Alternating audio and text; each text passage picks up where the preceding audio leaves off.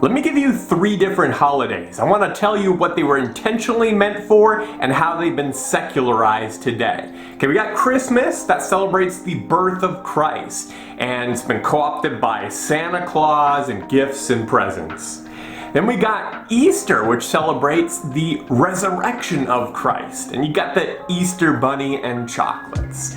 And then finally you've got Halloween, which is meant to celebrate the dead saints and martyrs of the past.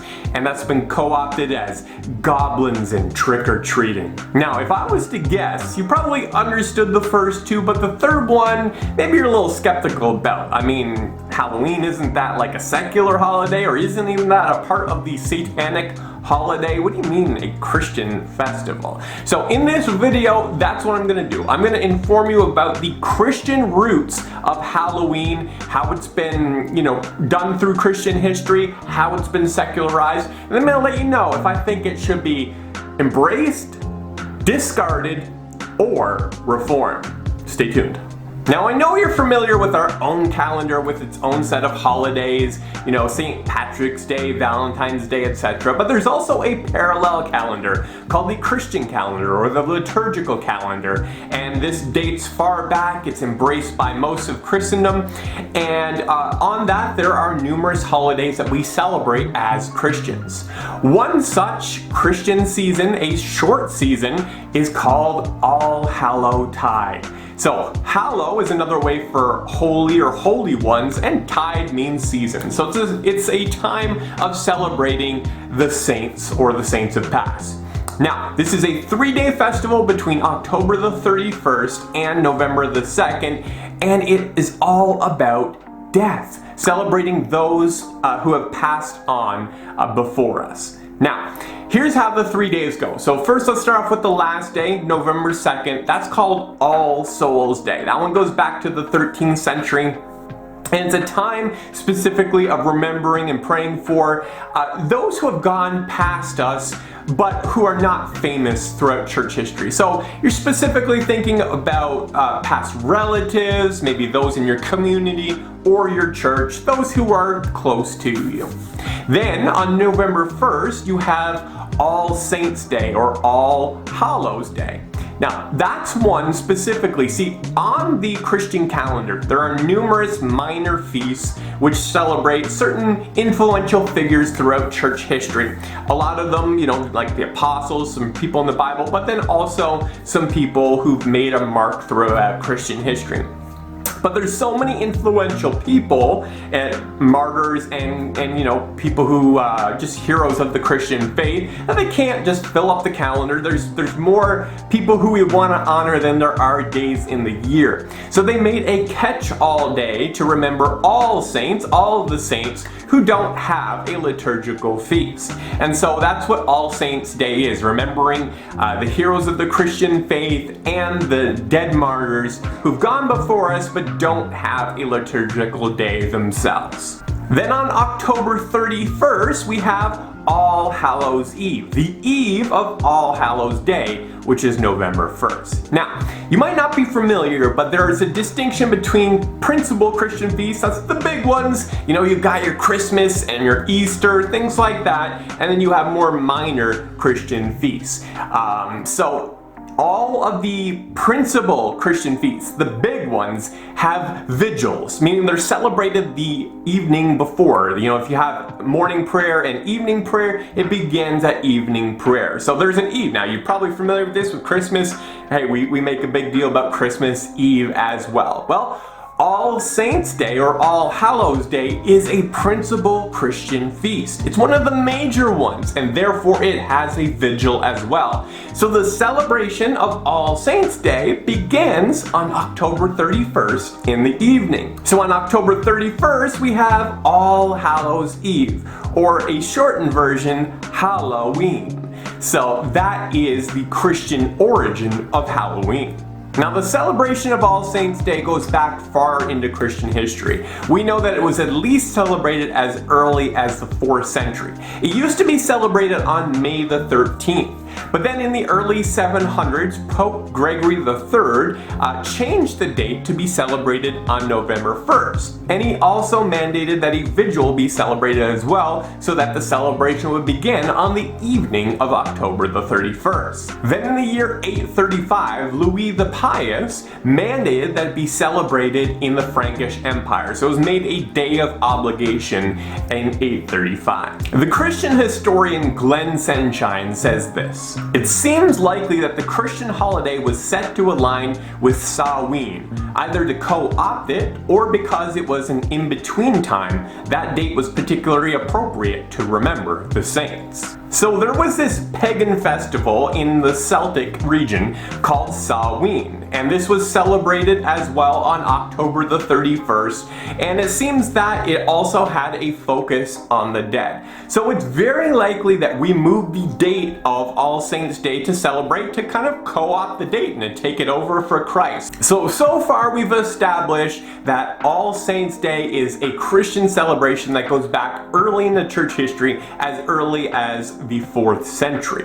We know that we've been celebrating that November 1st date since the early 700s, and we probably took over that date as, a competitor to a pagan festival to co-opt it and take it for Christ. That much we know so far, but what about the actual practices? Now, when it comes to the specific practices, you're talking about things like trick-or-treating, dressing up, jack-o'-lanterns, etc., there is some debate. Some people say, hey, these practices are taken from the Samhain festival, so they would have pagan origins, whereas others claim that the evidence is not sufficient and that some of these actually have Christian roots. So let's, for example, take the practice of trick-or-treating. Now, this is what History.com says about the practice of souling, which might be the origin of the practice of trick-or-treating. So this would be Christian roots rather than pagan. This is what they say. Poor people would visit the houses of wealthier families and receive pastries called soul cakes in exchange for a promise to pray for the souls of the homeowner's dead relatives, known as souling. The practice was later taken up by children who would go from door to door asking for gifts such as food, money, and ale. So during this liturgical season where people are focusing on the dead, especially within Roman Catholicism in their belief in purgatory, a lot of them were convinced that their family members were suffering in purgatory, and therefore they want to take this time to offer up prayers for them while they're suffering there. And so this practice of souling, where children are going and saying, hey, we'll pray for your dead relatives, we'll do that so that they can have some alleviation in purgatory, and they received soul cakes in exchange for offering up their prayers. So that might be the origin of trick-or-treating. But then there seemed to also be a similar mummying practice with the Samhain festival. So in that case, they would dress up in costumes or disguises and go door to door and recite verses or sing songs in exchange for food. See, the problem is that a lot of this Celtic history was shared orally, and the first instance we have of this recording of mumming as a part of the Samhain festival doesn't come until the 16th century. So it really depends on how much weight you want to put into it. I mean, that's a very far removed from when it was originally practiced. So there's some scholars who say the origins of Halloween are pagan from the Samhain festival, and others who are convinced, there is not really good sourcing for this, and believe that either you can't make that connection or that it has Christian origins. And other people, and it seems to be the majority, think that these two festivals and practices kind of grew up together and amalgamated and influenced one another. So that seems to be the majority practice. It takes a lot to deep dive into this. It really needs, some PhD level focus to really get to the bottom of it, because you've got to go through early sources. But it does seem to be reasonable that, our modern practice of Halloween is probably an amalgamation of both practices. Once again, the Christian historian Glenn Sunshine says, our Halloween traditions owe more to the Samhain than to Allhallowtide. but the Christian roots are equally important to the holiday, even if largely forgotten. So he's looking at modern practices like trick-or-treating and pumpkins and dressing up in disguises and saying that all owes more to the pagan festival of Samhain. But then he says there's this equal, part that's been forgotten, largely forgotten, called Allhallowtide. That's the Christian roots, and that has been underemphasized. That part also requires us to give some thought to and to recover. Now, I'd like to suggest 3 different approaches to holidays. One is that you accept it as good. So, you know what? It has great foundations, great meaning, something like Easter. That's one you just accept. Let's celebrate the resurrection of Christ. And then you have ones where you want to reject it, and that's saying the foundation is bad, it's not celebrating something good, and you want to discard it. So that would probably be something more like Pride Month. And then you have something that you want to reform it or reclaim it. And so there's something good that was underneath it, whether it's the roots or the meaning, but it's been lost. So we've kind of secularized it or forgotten its meaning, and it's worth cleansing and redeeming and reforming and bringing back the original meaning. And that could be something like Halloween or maybe even St. Patrick's Day. Now, our modern celebration of Halloween, the way we're currently doing it in our culture, where there's nothing, significant that we're celebrating, it's not a focus on the dead saints or the martyrs, and it's focused on, the demonic and the dead. I really don't have any interest in that as a Christian. But now I know that the roots, the Allhallowtide, the All Saints Day, that is good.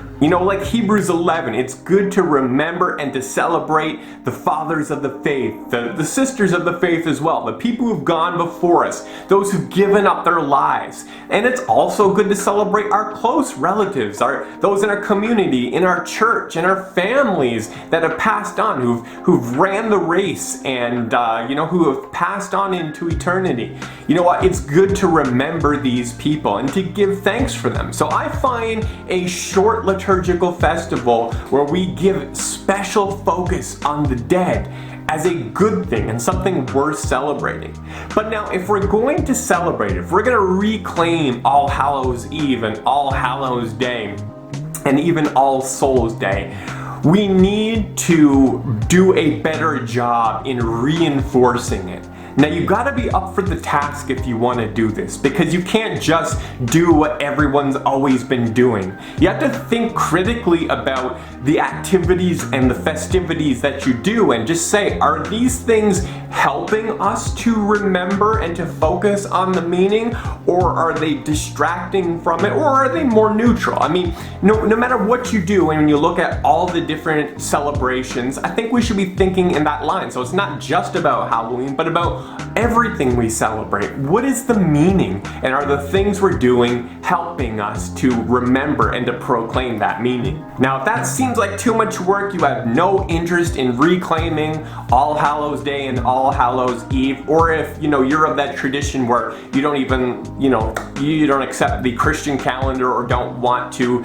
reclaim that or make that a part of your life, then maybe it would be better to celebrate an alternative festival on that day, because we have one as well called Reformation Day. That's when we celebrate the birth of the Protestant Reformation, the recovery of the gospel. It's the day that Martin Luther nailed the 95 Theses to the door at Wittenberg. And so that's also something we're celebrating, and it's gaining in popularity. And so if you don't want to reclaim All Hallows Day and All Hallows Eve, maybe consider celebrating Reformation Day in its place. I hope to have another video on that for you very soon. Thanks so much for watching, guys. Leave a comment below and let me know if you found something interesting or if I taught you something new. Were you familiar with the season of Allhallowtide before? And what are you planning to do with your family? Are you going to try to reclaim All Hallows Eve, or are you going to celebrate Reformation Day, or nothing at all? Let me know in the comments below.